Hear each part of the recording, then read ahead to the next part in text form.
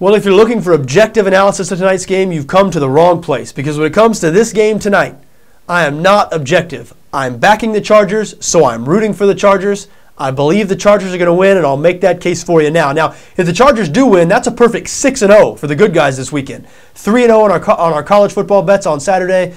2 for 2 on our NFL bets yesterday. San Diego would make it 6 for 6.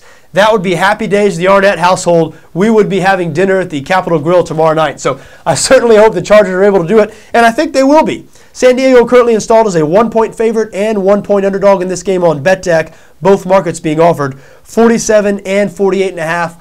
Both totals markets also being offered. And by the time this game kicks off tonight, I expect 12 to 14 different markets for this game. Plenty of prop bets, plenty of opportunity to get involved in this game. So if you're not involved yet, don't worry. You'll be able to be involved. If you don't see a bet out there you like yet, just wait. There are plenty of different bets they're going to offer out there. Why not get on the Chargers? Why not join me? Hey, I believe San Diego is a good bet tonight. They're at home. They're a better team than Denver. San Diego is undervalued, Denver overvalued. Coming into this season, a lot of people sort of forgotten about the Chargers. After an 8-8 year last year, people forgot about this team that was one of the favorites in the AFC a couple of years ago, even though they still have a lot of those same pieces. Phillip Rivers, his favorite target, Antonio Gates, still running that same offense. Now, please hold your Norv Turner jokes. I think it's a good thing there's some continuity in San Diego and they're running that same offense. I know they're without their number one wide receiver, Vincent Jackson. He's playing in Tampa now. They replaced him sort of by committee with guys like Robert Meacham, Eddie Royal. And in fairness, the San Diego offense has not been putting up the same type of numbers that they were 2 or 3 years ago. Still, they've been a good offense, 3-2 on the year. Antonio Gates is supposedly as healthy as he's been in a couple of years. He hasn't really broken out yet. I think tonight is going to be the night we see Gates break out. He's had a lot of success over Denver in the past. And Denver, even though they've made improvements on defense this year, I still have questions about them in the safety position, especially at free safety. I believe Raheem Moore might be the worst starting free safety in the NFL. Now, maybe that's a little harsh, but this guy just does not appear to like contact to me. I mean, appears to be sort of contact averse. Seeing him do that Olay move on more than one ball carrier. I know he's a free safety and not a strong safety, so he's not as involved in run support. And I know the Chargers don't run the ball that much anyway, so maybe that won't be as much of an issue tonight. But Raheem Moore is going to be one of the guys who's going to be counted on to slow down Antonio Gates, and I'm just not sure he's going to be able to be successful in doing that. Now, if the Chargers are going to win this game, they are going to need to have success on offense because Denver will put up some points.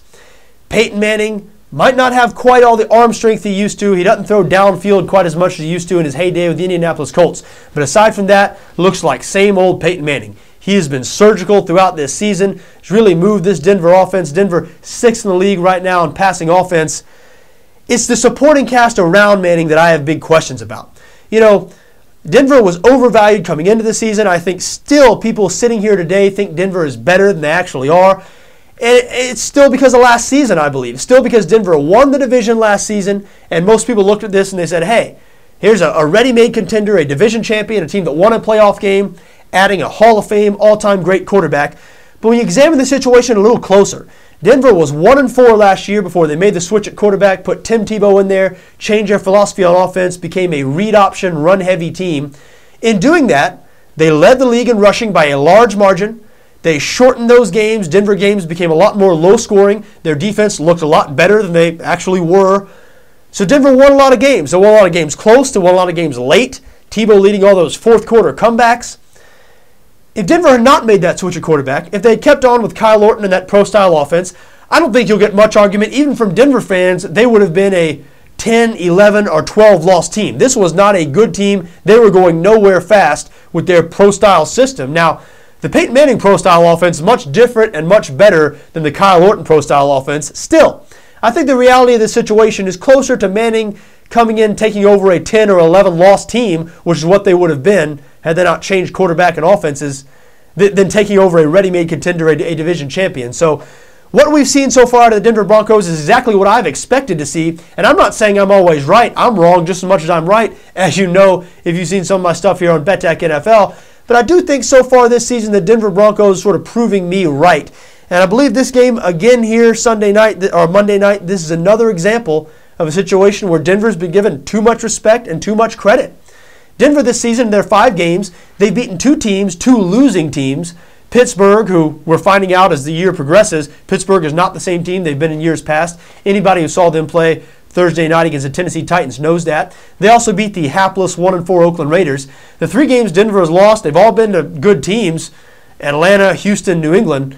But in all 3 of those games, Denver has fallen behind by 20 points or more. Now, in the second half, Manning has done his thing and brought them back, and they've had a chance to win, or at least they've been within shouting distance in all 3 of those games in the fourth quarter. Still, good teams do not routinely fall behind by 20 points or more, and that's what we're seeing out of the Denver Broncos. And to me, it's clear Denver is not a good team. They're a decent team. They're an okay team. They're a team that's right on the road to an 8-8, 7-9 type record. I mean, this is what the Denver Broncos are. And I think still a lot of people don't see this. A lot of people disagree with me. Denver Bronco fans probably are angry at me for saying this, but I believe they're going to fall to 2-4 after tonight. And so at what point are Bronco fans or some NFL observers going to say, yeah, you know what, Denver, they're just an 8-8 team. They're just a 7-9 team. Peyton Manning's still a great quarterback. Denver struggled against the run this year. They've improved their pass defense, but like I said, I still have some questions there. They haven't run the ball very well this year. Been getting beat handily by good teams. They're facing another good team tonight. I mean, folks, that's just the way it is with Denver. 0-4 against the number in their last 4 road games. In the last 12 meetings between these 2 teams, San Diego has only failed to cover the number twice. So a lot of trends pointing in the San Diego direction. I think the only thing keeping this line around pick, the only thing making people like Denver in this game, making people back Denver in this game, and Denver has been getting some public support in Vegas all week, is the fact that Denver has a certain number 18 with Manning on his back playing quarterback. If Peyton Manning was not playing quarterback for the Denver Broncos, if there was some different name on the back of that jersey, but everything else remained the same, passing yardage and everything. If Kyle Orton were the quarterback of the Denver Broncos, but he'd put up the exact same numbers as Manning through 5 games, and the Denver and San Diego had done the exact same things, you'd be looking at this game, and this line right now would be San Diego -4 or San Diego -4.5, I guarantee you. But that Manning mystique has brought this line down around pick. Folks, take advantage of this. This is an opportunity. You can have the better team at home at a number that's right around pick. I mean, you can get it at San Diego -1 or San Diego +1. So I think this is an excellent opportunity. I've told you I am in on this game. I'm backing San Diego tonight. Hopefully the Chargers will complete a beautiful weekend for me. I'll certainly be rooting for them. And I'll be rooting for you too, just so long as you're with me. If you're not with me, if you're back in Denver tonight, well, I'm not rooting for you. Now, you're welcome to give me a hard time if you want. Twitter at BETDAQ NFL. We've been keeping up on Twitter here the last couple of weeks. We're a new Twitter account opened 3 or 4 weeks ago, but there is a man behind the Twitter account now. That man is me. So, hey, maybe the Chargers will be down 30-0 at some point in the game tonight. Feel free to give me a hard time, but I don't think that's going to happen.